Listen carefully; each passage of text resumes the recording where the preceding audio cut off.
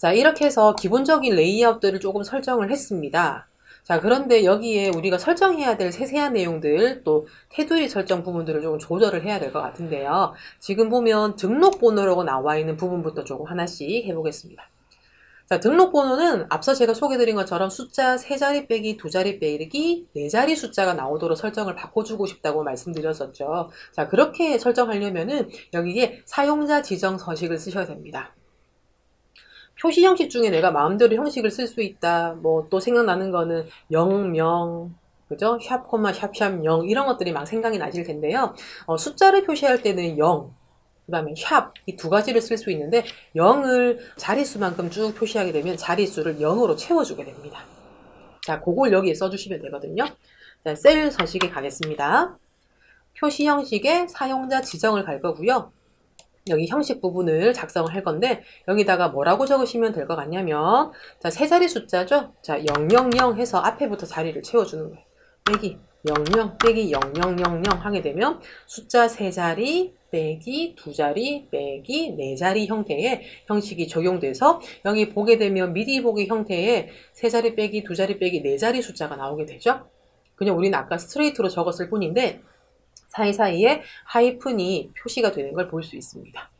자, 확인 버튼 누르게 되면 이렇게 등록번호가 설정이 되는데 여러분들 사업자 등록번호 같은 것들 여기 공통 형식을 만들어 쓰실 수 있겠죠. 그렇게 착안해서 활용하시면 좋을 것 같습니다. 자, 같은 류로 전화번호 설정하실 수 있어요. 전화번호 지금은 숫자로 인식돼가지고 0이 지금 생략되어 있는 상태거든요. 그런데 전화번호 형식도 잘 찾아보면 있거든요. 한번 찾아보십시다. 자, 셀 서식에 가서 여기 보게 되면 기타라고 나와 있는 부분을 이렇게 선택해 주시면 됩니다.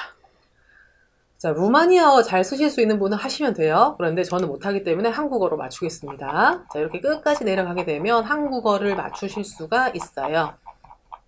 자, 그죠? 끝까지 가야 되네요. 스크롤을 쭉 내리는 게 나을 것 같습니다.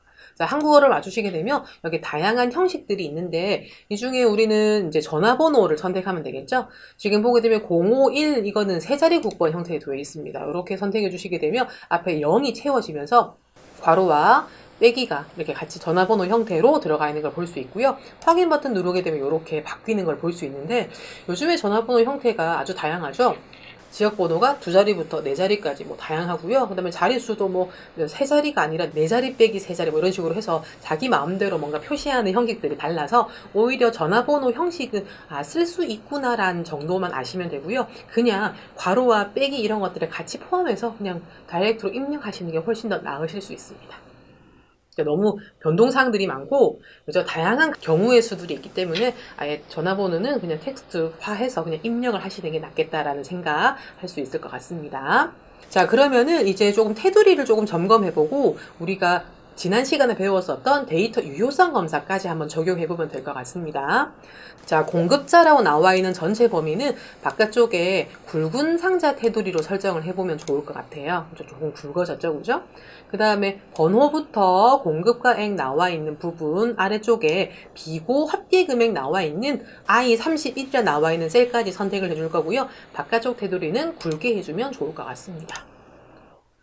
자, 번호부터 공급가액은 그죠? 아래쪽 이중 테두리. 그죠? 여러분들이 지금 하고 싶은 테두리 형태로 하시면 됩니다. 근데 저는 이렇게 하면 좋을까 싶어서 적용해보고 있고 20번 행에 아래쪽이 이중 테두리를 해서 결과적으로 봤을 때 비고 나와 있는 위에 두 줄이 나올 수 있도록 테두리를 변경해주고 있습니다. 번호라고 나와 있는 8번 행부터 여기 나와 있는 행들이 조금 다닥다닥 붙어있는 느낌이에요. 자, 이 높이를 조금만 더 높여주게 되면 조금 편안하게 입력하실 수 있을 것 같거든요. 그래서 저는 지금 8번 행에서 31번 행까지 같이 선택했고요. 오른쪽 클릭에 행 높이를 조금만 올려주도록 하겠습니다. 행 높이, 자, 한 15 해볼까요? 자, 변동사항이 없네요. 그러면 행 높이를 20 정도로 조금 바꿔보겠습니다.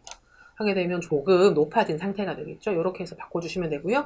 아래쪽에 공급가 총액부터 합계 금액은 확산하고 요약하는 부분이라고 볼 수 있기 때문에 이 부분은 조금 더 높이를 행 높이를 바꿔서 25 정도로 조금 더 늘려주는 것도 좋은 방법이 될 것 같습니다. 위에 디테일한 부분 안 보더라도 아래쪽에 나와 있는 부분들만 보면 어떤 가격이 나왔는지를 한눈에 볼 수 있겠죠. 그죠? 이렇게 설정해 주시면 될 것 같습니다.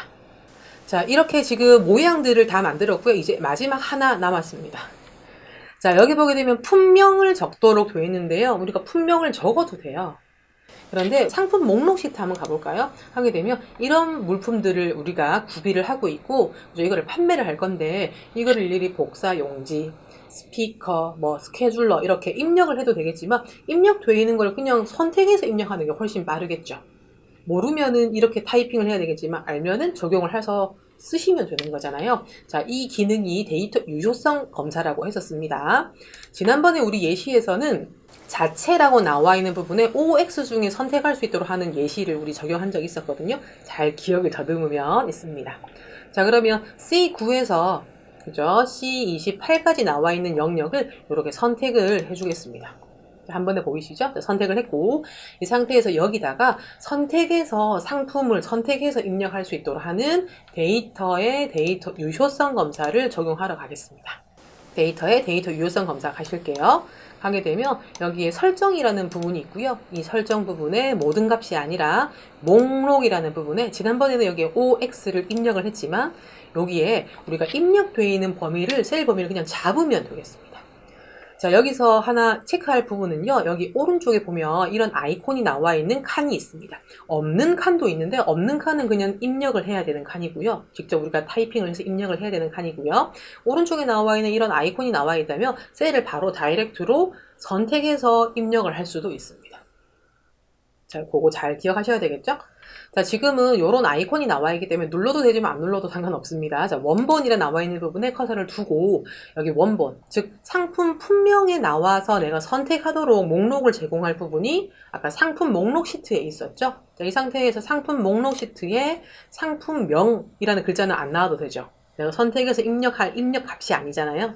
그래서 A2에서 A11까지 나와 있는 상품 이름만 이렇게 선택해주면 되겠습니다. 자, 거기다가 그래도 이제 입력하는 사람이 조금 편하게 입력할 수 있도록 또 오류가 생기지 않도록 미리 안내 메시지 차원의 설명 메시지를 작성할 수 있겠죠. 자, 입력 안내 라고 제목을 달았고요. 제공되는 상품 목록 중에 선택해서 입력해주세요. 자, 이렇게 우리가 설명 메시지를 미리 달 수가 있고요. 그죠? 오류 메시지 중지할까요? 입력 오류라고 하고요. 이거는 오류가 생겼을 때 나온 메시지이기 때문에 선택 목록 중에서만 선택해 주세요. 뭐 이런 식으로 해서 우리가 입력 메시지, 오류 메시지를 설정할 수 있겠습니다. 자, 확인 버튼 누르면은 이렇게 나오는데요. 여기 보게 되면 입력할 때 좀 거슬릴 수 있으니까 자, 품명에 커서를 두고 여기 설명 메시지를 살짝 오른쪽으로 옮겨주시면 어떨까라는 생각도 해봅니다. 다른 칸에 클릭하면은 똑같이 설명 메시지가 나오게 되죠. 자, 일단은 C9라는 부분에 커서를 둘 거고요. 여기에 화살표를 한번 눌러볼까요? 자, 누르게 되면 여기에 복사 용지부터 해서 끝까지 보게 되면은 여기에 스케줄러가 나오도록 되어 있습니다. 자, 이렇게 자, 품명에 화살표 눌러가지고요. 설명 메시지도 확인하시고 여기 나와 있는 프린터기, 뭐 샤프 이런 것들을 선택해서 입력을 받을 수 있겠습니다. 그죠? 이렇게 해서 입력을 할 수가 있겠습니다.